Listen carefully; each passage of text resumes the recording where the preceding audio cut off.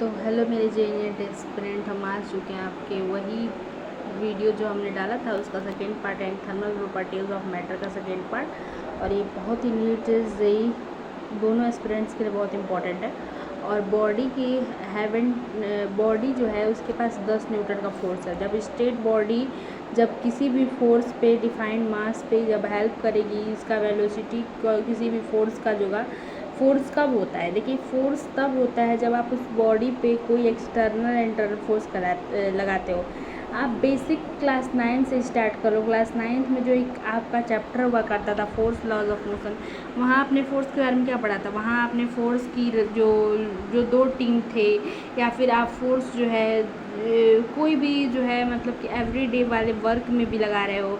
दरवाजे को बंद करना, दरवाजे को खोलना, अंदर आना, बाहर जाना, दरवाजे को खोलना, दरवाजे को बंद करना, ये भी यहाँ पे फोर्स लग रहा है। या फिर कोई काम को कोई ऑब्जेक्ट पड़ा हुआ है आपके घर पे और आपको यहाँ से उसे वहाँ ले जाना है, तो वहाँ पे भी आप एक्सटर्नल और इंटरनल फोर्स दोनों लगा रहे हो, तभी नहीं यहाँ से वहाँ ले जा पा रहे हो, एक जगह से दूसरे का ट्रांसफ़र ले जा पा रहे हो। तो वही चीज़ है कि फोर्स वही है जो एक्सटर्नल कॉज में केसेस में क्या होता है, जब स्टेट को चेंज कर देता है और जब अप्लाई होता है फोर्स, तो वहाँ बॉडी जो फोर्स की होती है वो स्टोर नहीं होती है बॉडी के अंदर। और यहाँ पे एक जो है वॉल्यूम बीकर बना रखा है, यहाँ लिक्विड और गैस दोनों दे रखा है।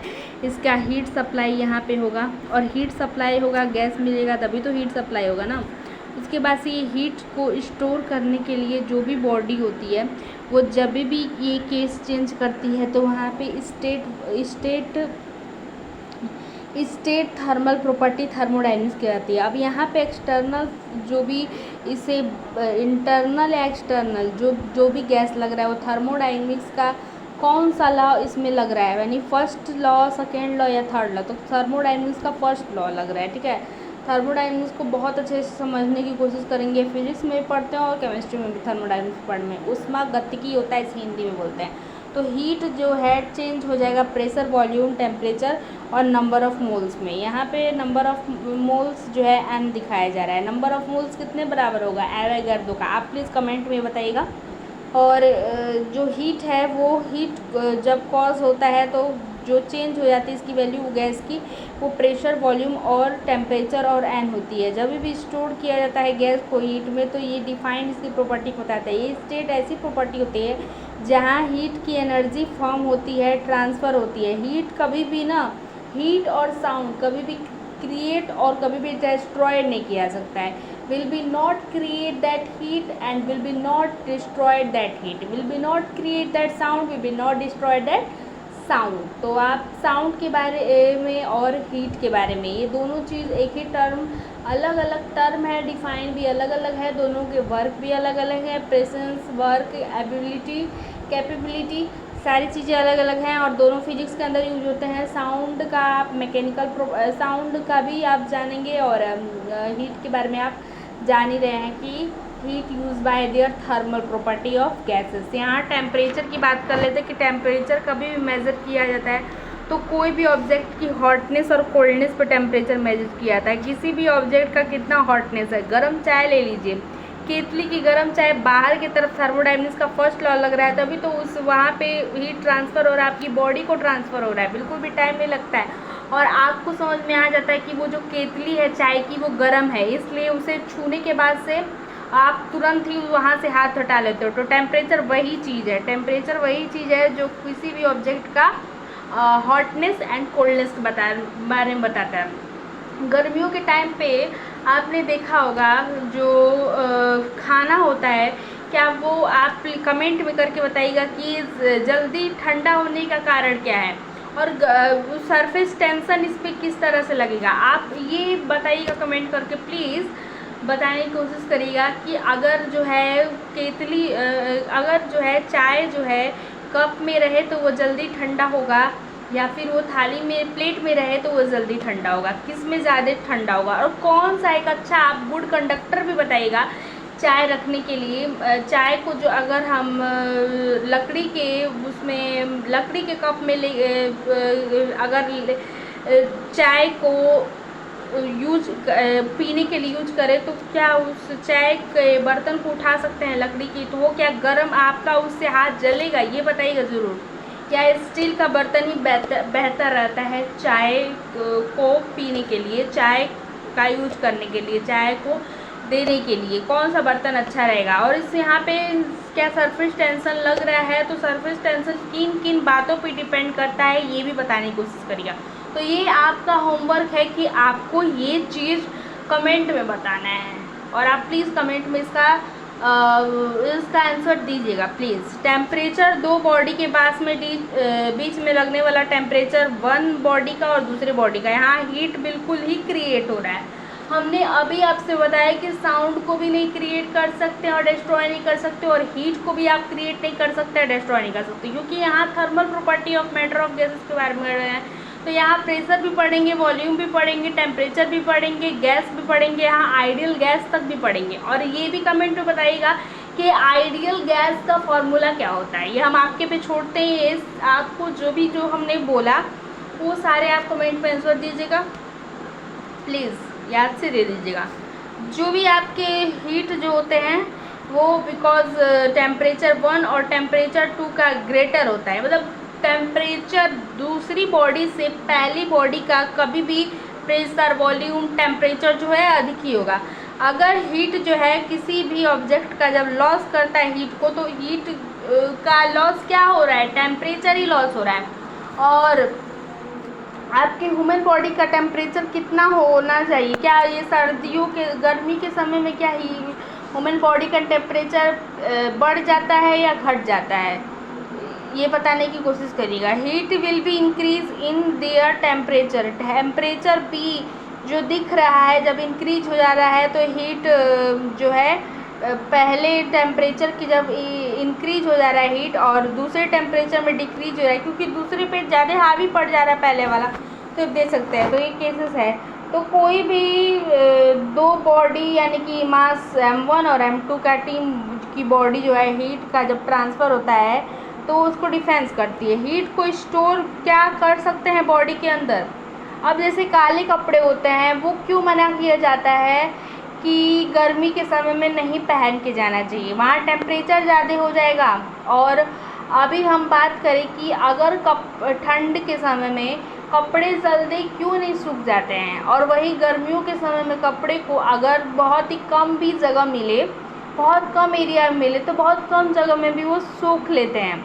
इज़ द एब्जॉर्प्शन एंड वो जो काले कपड़े वाला केस बताया, वहाँ पे भी काले कपड़े धूप के समय में पहन के नहीं जाने चाहिए। ज़्यादा गर्मी होती है तो बॉडी को रेडिएशन मिल रहा है, वो भी आपके सन से ट्रांसफ़र हो रहा है हीट, तो is directly sun that transfer of heat as will be body are radiation, क्योंकि यहाँ बॉडी को रेडिएशन मिल रहा है, बॉडी का अब्जॉर्प्शन हो रहा है, जिस कारण बॉडी को गर्मी पहुँच रही है आपके बॉडी तक। तो is the heat for their external या इंटरनल एनर्जी जो आपकी बॉडी तक पहुंच रही है। और यहाँ पे सबसे अच्छा इसको एक्सप्लेन करने का ये बनेगा कि जो सन है वो आपका मास m1 हो जाएगा और जो आपकी बॉडी है वो मास m2 हो जाएगी। तो मास m2 से ज़्यादा यहाँ पे सन का जो यूवी लाइट्स होता है, जहाँ से यूवी लाइट्स यानी अल्ट्रा वायलेंट रेज निकल रहे हैं,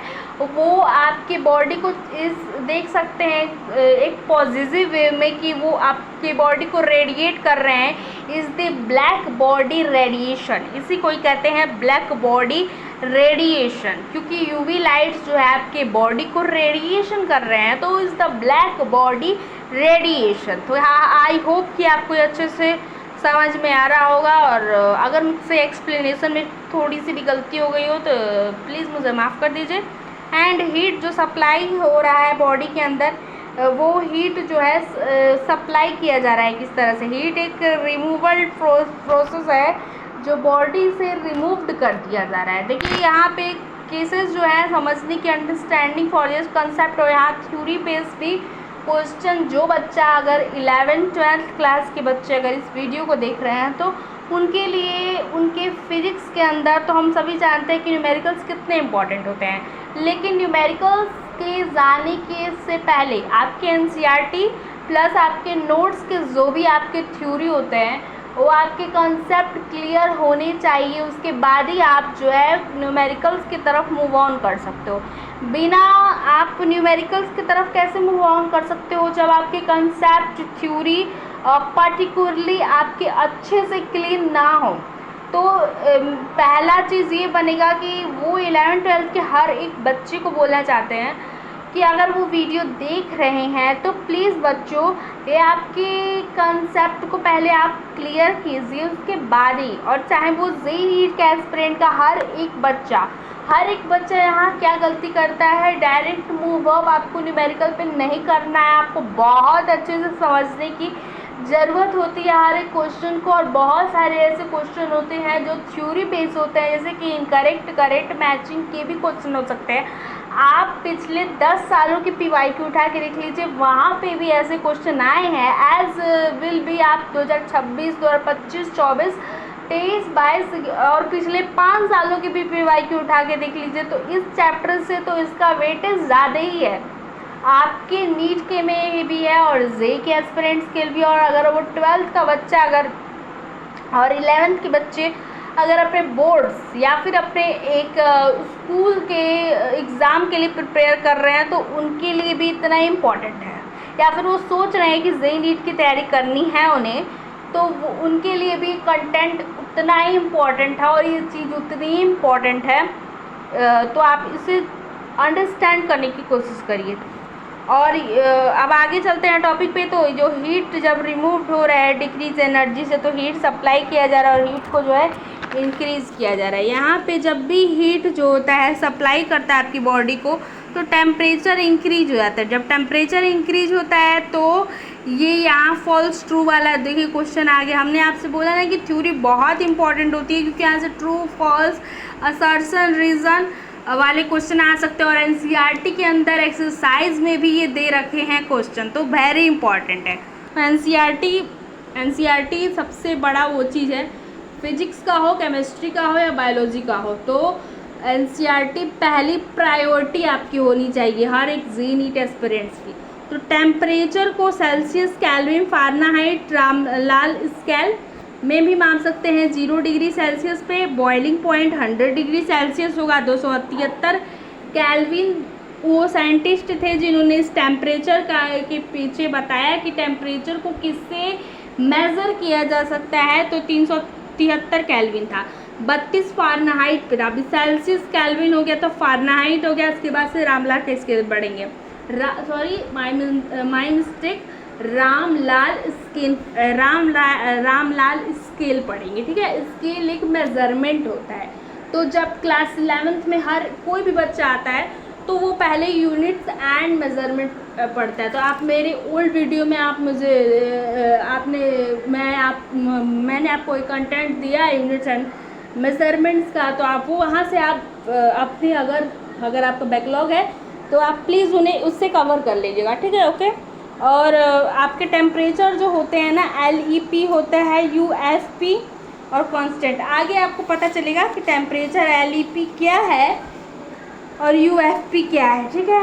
और उसके बाद से जब भी इनका डायमेंशन होगा वो सेल्सियस 0 डिग्री सेल्सियस पे होगा, फ़ारेनहाइट पे होगा 100 डिग्री सेल्सियस पे, जहाँ टेम्परेचर की वैल्यू x है, y x है, G+n है। और आगे हम आपको इसको तीसरे चौथे कई पार्ट में इसको पढ़ाने की कोशिश करेंगे। Thank you so much. I hope कि आपको क्लास बहुत अच्छा लगा होगा। Thank you so much.